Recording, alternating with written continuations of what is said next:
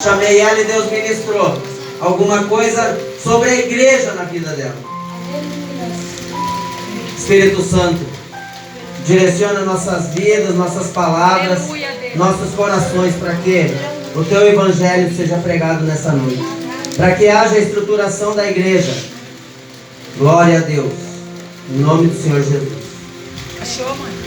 Nós vamos fazer antes de chegar no texto, nós vamos fazer uma introduçãozinha. Os irmãos podem sentar, podem ficar à vontade na presença de Deus.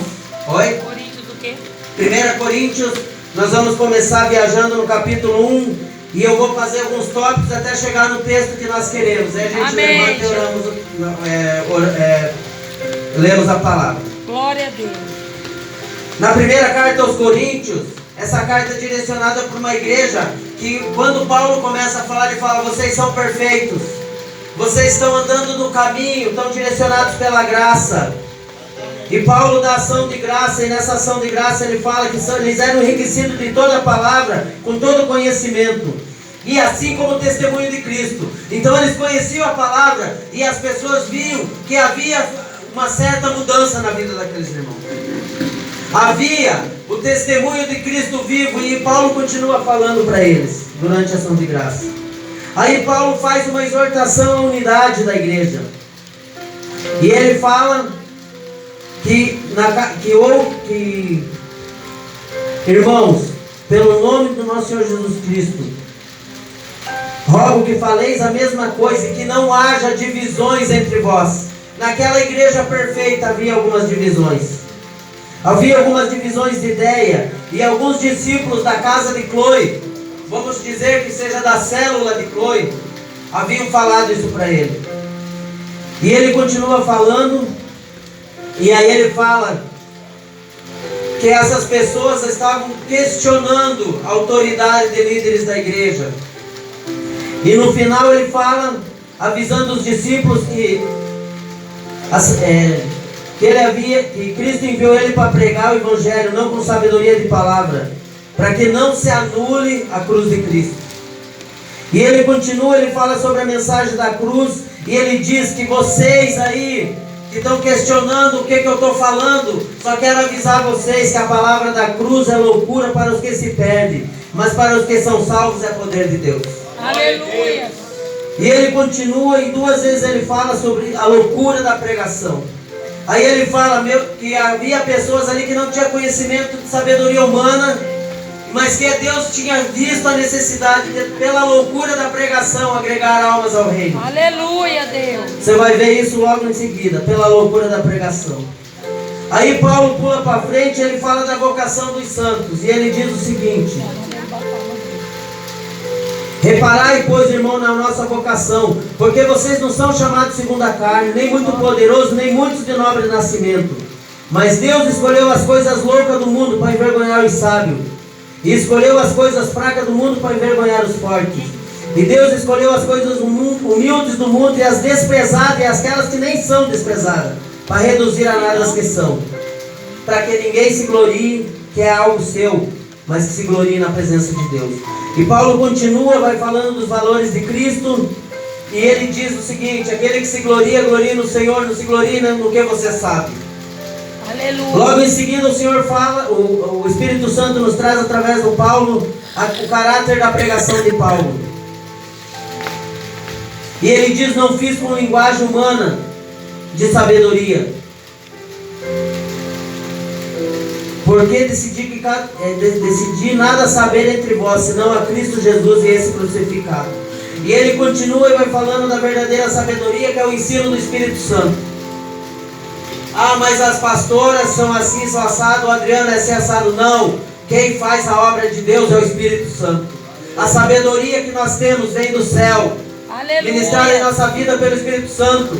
Que nem eu falei hoje de manhã, eu não esperava que a pastora ligasse, que a pastora falasse: irmão, traz uma palavra. Mas Deus já havia ministrado antes dela falar o que deveria ser feito. E Deus está preocupado com essa igreja. E escuta, quem tem ouvido, escuta o que o Espírito está falando nessa noite. E Paulo continua falando da sabedoria do Espírito Santo. E aí ele fala uma coisa muito dura para a igreja. Ele mostra para nós que essas divisões, essas dissensões, essa visão de de ideias diferentes, mostra a falta de espiritualidade na igreja. Aleluia. E ele fala ainda assim: nem ainda agora podeis, porque sois carnais. Ele começa falando assim: porém, irmãos, não pude falar vocês como espirituais, e sim como carnais, como crianças em Cristo. E só dei leite de beber para vocês, não vos dei alimento sólido, porque ainda não podem suportá-lo, nem ainda agora, porque vocês são carnal. E ele continua falando assim: porquanto havendo entre vós ciúmes e contendas, não é assim que sois carnais e andais segundo os homens, ciúmes e contendas. Você está olhando para o irmão, está olhando para a irmã e está falando: por que ela pode e eu não posso? Por que ela pode? Porque às vezes ela paga um preço, ele paga um preço que você não quer pagar. O preço que Jesus pagou na cruz foi o preço da nossa salvação. Mas para servir a Deus nós temos necessidade de pagar um preço de imitação de Cristo, de ter o caráter de Cristo e parar de andar como homens, como seres naturais. E Paulo vai falando ainda na sequência assim, que todo isso conforme o Senhor concedeu para cada um. E ele vai falando da responsabilidade dos que ensinam logo na sequência, que é segundo a graça de Deus, que Ele é o fundamento. E vai falando também que ninguém pode lançar outro fundamento. Não é eu ser discípulo da pastora, ser discípulo da pastora Sandra, ser discípulo do irmão Wesley, com a irmã Larissa, mas é ser discípulo de Cristo. E estou olhando para eles como se eles fossem Cristo. Logo na sequência eles falam da sabedoria, que a sabedoria humana não tem valor nenhum. Não adianta eu ser mestre em teologia, ter 10 anéis, ter 20 diplomas, se essa sabedoria não vem do céu. E ele diz assim: ninguém engane a si mesmo. Se alguém dentre vós se tem por sábio nesse século, faça-se louco o estudo para se tornar sábio, porque a sabedoria desse mundo é loucura diante de Deus. Então não adianta você conhecer teologia, não adianta você conhecer a Bíblia, não adianta você ler 800 mil livros, se essa sabedoria não vem do céu. Deus considera loucura. E ele continua falando a responsabilidade dos pregadores. E ele fala que nós somos ministros, pastoras, e despenseiros de Deus. Então nós temos que dar a porção de alimento para vocês, conforme Deus manda, conforme Deus quer.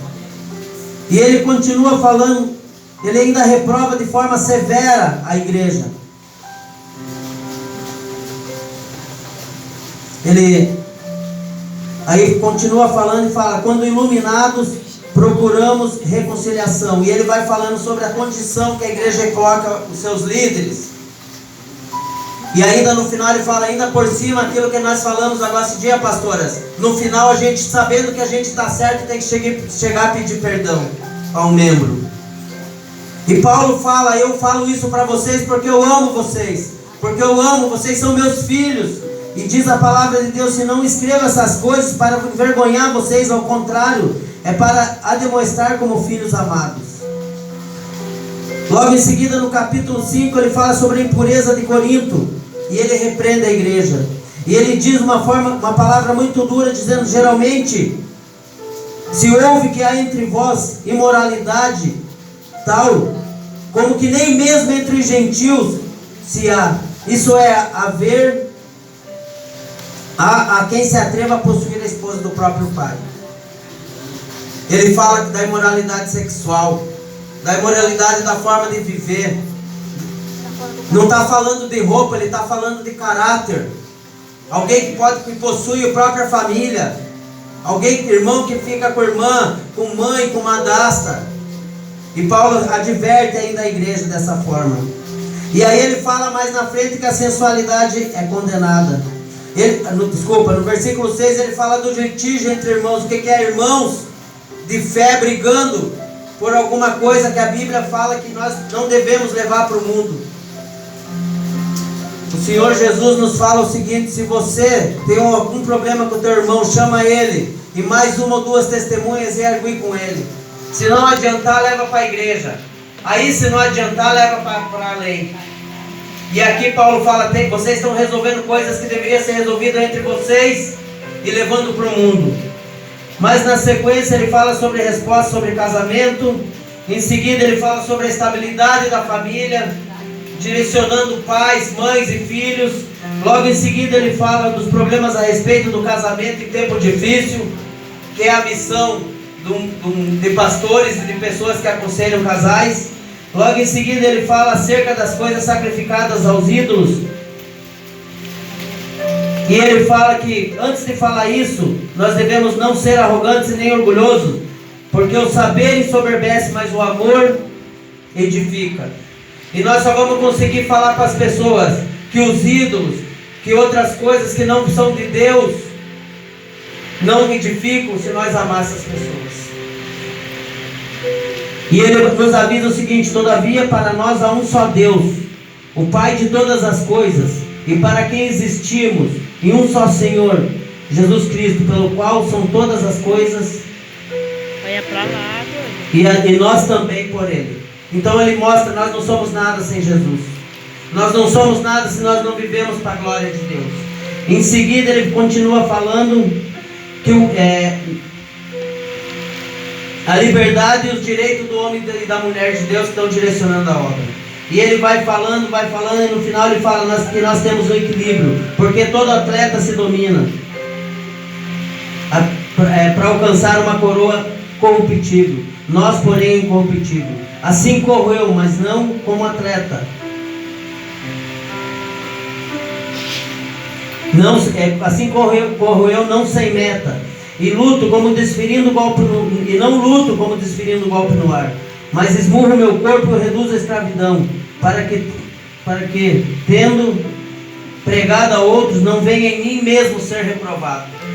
Aí o que o apóstolo fala é a responsabilidade nossa como líderes cristãos. O que eu falo tem que ser vida em mim primeiro, para depois eu passar para vocês e para as pessoas aqui fora. Então quando eu falo do Evangelho, eu estou falando de algo que eu tenho vivido, porque eu sou imitador de Cristo, como Paulo era imitador de Cristo. E logo na sequência ele fala sobre a trajetória de Israel, e ele vai falando sobre a questão de Israel, da murmuração, da queixa, e ele fala assim no final: que não veio tentação sobre nossas vidas que não fosse humana, mas Deus é fiel e não permitirá que nós seja tentado além das nossas forças. Pelo contrário, juntamente com a tentação, vos proverá livramento de sorte que possam suportar. Aí ele fala sobre a questão de nós fugirmos da idolatria.